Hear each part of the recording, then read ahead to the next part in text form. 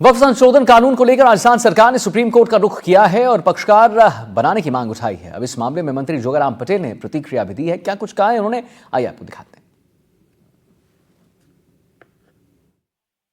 राजस्थान सरकार का ये मानना है, हमारा सबका ये मानना है, ये संशोधन हुआ वो जनहित में, वक्फ संपत्तियों के हित में, आम नागरिक और मुस्लिम भाइयों के हित में। कुछ लोग जो भूमाफिया है, तुष्टिकरण वाले हैं, वही इसको चैलेंज कर रहे हैं। हमारी सरकार भी प्रयास करेगी कि इस वक्फ अधिनियम में जो संशोधन हुआ उसको कायम रखा जाए और ऐसा ही पक्ष हम माननीय सर्वोच्च न्यायालय में राजस्थान सरकार की ओर से भी रखेंगे। नेता प्रतिपक्ष टीकाराम जूली ने एनडीटीवी से खास बातचीत की है। इस दौरान उन्होंने कहा कि बाबा साहेब की जयंती पर कांग्रेस ने संविधान को मजबूत करने का संकल्प लिया है। उन्होंने कहा कि इन दिनों जिस तरह की घटनाएं हो रही हैं, बाबा साहेब के विचारों की लड़ाई लड़ना और जरूरी हो गया है। गंगाजल विवाद पर तंज कसते हुए टीकाराम जूली ने कहा कि भाजपा कितने मंदिरों में गंगाजल छिड़का देगी, हम देखेंगे। टीकाराम जूली ने खास बात की हमारे संवाददाता सुशांत पारिक से, आइए आपको दिखाते हैं।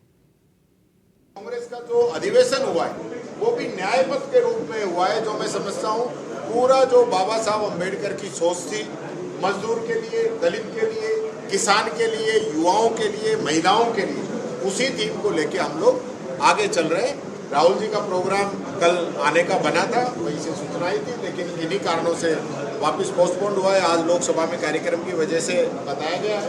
भविष्य में जैसा होगा तो आपको जरूर सूचना। नेता प्रतिपक्ष टीकाराम जूली हमारे साथ हैं। टीकाराम जी, बाबा साहब की आज जयंती, उनके विचारों को लेकर आज आपको लगता है संघर्ष ज्यादा नजर आ रहा है, खासतौर पे मंदिर वाली जो घटना हुई? निश्चित तौर पर मंदिर की घटना तो एक है।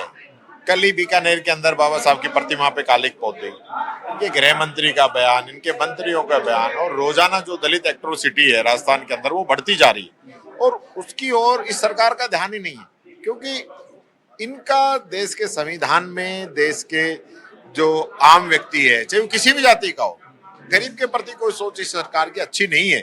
और न इस सरकार की कोई योजनाएं बन रही हैं। हमारे समय में जो योजनाएं बनी गरीबों के लिए, चाहे वो RTE हो, राइट टू एजुकेशन, जिसका फायदा गरीबों को मिला, मनरेगा है जिसका फायदा गरीबों को मिला, राइट टू फूड जिसका फायदा गरीबों को मिला, ऐसी स्कीमों पे रोक लगाने की, कैंची चलाने की, बिजली की छूट हम दे रहे थे उसको रोकने की, पेंशन दे रहे थे उसको रोकने की, ये सब तैयारियां इस सरकार की है, न कि गरीब जनता का भला करने की कोई सोच इनकी है। तो कांग्रेस अब दलित सम्मान का मुद्दा उठा रही है, राष्ट्रीय अधिवेशन में भी ये मामला उठा था। देखिए, हमारे राष्ट्रीय अध्यक्ष दलित कम्युनिटी से आते हैं, जो सबसे पुरानी पार्टी है देश की, जिसने इस देश की आजादी की लड़ाई लड़ी, उसका राष्ट्रीय अध्यक्ष दलित है। ये कितना बड़ा मैसेज है।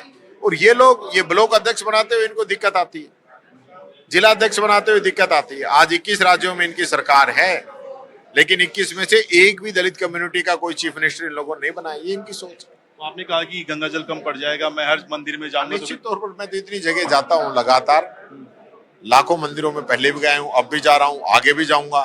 देखते हैं कितना गंगाजल छिड़केंगे। एक आखिरी सवाल, वक्फ को लेकर सरकार पक्षकार बनने जा रही है, सुप्रीम कोर्ट में याचिका लगी। देखिए, वक्त के लिए हमारी सरकार का, हमारी पार्टी का स्टैंड है और हम उसकी लड़ाई लड़ रहे हैं। हमने लोकसभा के अंदर, राज्यसभा के अंदर, JPC की ज्वाइंट कमेटी के अंदर इस बात के सभी तथ्यों को रखा है, इसका जम के विरोध किया है कि इस प्रकार से इनकी मानसिकता जो है ना, देश को एक ट्रैप के अंदर रखना चाहती है, जाति और धर्म के नाम पे फायदा उठाना चाहते हैं।